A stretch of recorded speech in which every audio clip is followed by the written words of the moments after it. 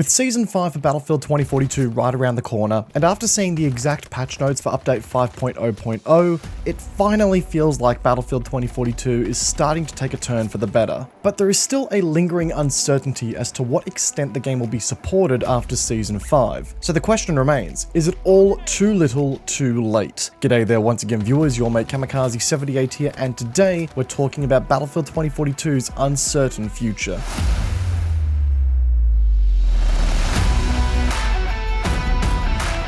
So there's no denying that Season 5 for Battlefield 2042 is shaping up to be, honestly, fantastic. And that's a word I've not attributed to Battlefield 2042 in the entirety of its life cycle. Obviously, we have all of the new content coming to the game which I had a chance to play with in a capture event. If you want a more extensive video on that content, then check out the card on the top right of your screen now. But for a quick recap, we are receiving a brand new map called Reclaimed that will only be playable in a 64-player lobby as opposed to a 128-player lobby outside of custom portal servers. You can really tell that the map was designed with such a player count in mind, and it flows far better than its larger scale counterparts in the game as well. We also have the brand new weapons coming, all of which don't feel gimmicky, overpowered or out of place. They have a well-founded role in the arsenal, but aren't power creeping anything else out of the way, which is great. We have new gadgets coming to the game, including the return of the RPG-7, adding some much needed variety to the dumbfire launcher arsenal. And on top of all of that, the Volt assault rifles and the Gull sniper rifle are receiving Battlefield 2042 attachments for improved customizability and balance passes to put them on par with the other options that are in the game at the moment. And after getting some hands-on time with the Volt weapons after their changes, they are beginning to feel like much better parts of the game that aren't just afterthoughts, if you will.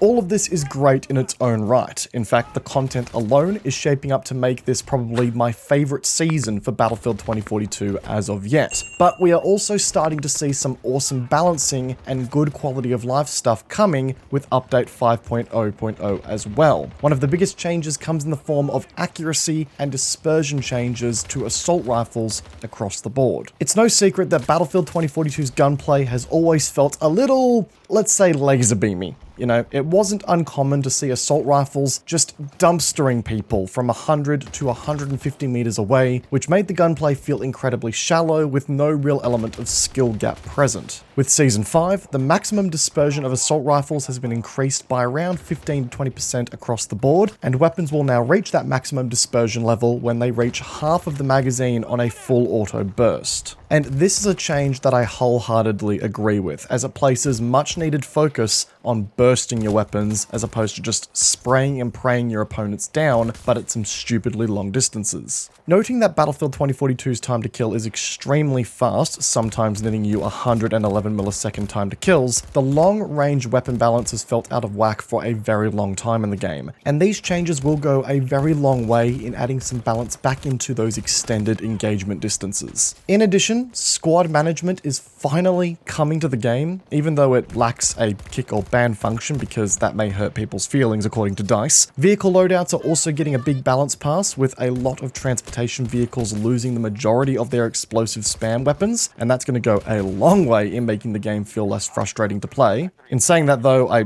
can't necessarily see the removal of explosive weapons from the transport helicopters in these patch notes, which I feel like are still the biggest offenders of breaking the overall vehicle balance in the game. So I'm hoping that that is a misread from me, or it's something that the developers are sussing out immediately before Update 5.0.0 hits. Overall though, there's a good deal of stuff happening in Update 5.0.0 that in aggregate, alongside all of the other game's changes and improvements over the last year and a bit, are finally pushing Battlefield 2042 to an okay state. It's making ground. It's starting to feel better as a Battlefield game. There's obviously a lot of damage done here from having to go back and redesign core systems and the maps for the majority of the game's lifespan, but it is slowly becoming a game that I would even dare recommending to people if it's on sale. But yet, the game's future still feels uncertain to me. There's a lot of people in the wider community that feel that Battlefield 2042 may be on its last legs for support from the developers, and given what happened with Battlefield 5, it's a fair concern to have. In fact, it may sound a lot like deja vu for a lot of Battlefield players. You know, the game starts to see some positive development after a rushed or buggy launch, it starts coming together and starts to become the game that was long envisioned by the wider community and maybe even the developers, only for the title to get cancelled. And no matter your thoughts on Battlefield 2042, or the distaste you hold for the game now due to how it launched, I do genuinely believe that a cancellation for this game now would be catastrophic for both the wider franchise and for the community that still support 2042 to this day. A cancellation now would leave this game with one of the weakest content offering in Battlefield's history. With the release of Season 5, there will be a total of 58 weapons, 37 gadgets, and 12 maps in the core experience of the game, not including Portal, because quite frankly, so little people play Portal and it's a secondary experience, it's not worth counting. That is abysmal for a Battlefield game. And as someone who purchased the gold edition of the game, yeah, I know, laugh it up, I sure as hell don't feel like my 110 Australian dollars has been adequately compensated for. I don't feel like the value of that purchase has yet been satisfied by the amount of content that's in the game. Now, I know some will be wondering why I talk of cancellations given that DICE has confirmed further support is coming to Battlefield 2042 beyond Season 5. And while yes, DICE in their latest promotional material for Season 5 have confirmed ongoing development, there's no concrete promises or really any information as to what is coming in that confirmation. To quote exactly, and I mean word for word, from that latest development update, it reads, "We are working through the best ways to bring content and experiences for you all. Expect to hear from us on what's planned in the coming months." That's it. That is so incredibly vague. It tells us absolutely nothing about what we should be expecting going forward. For all we know, folks,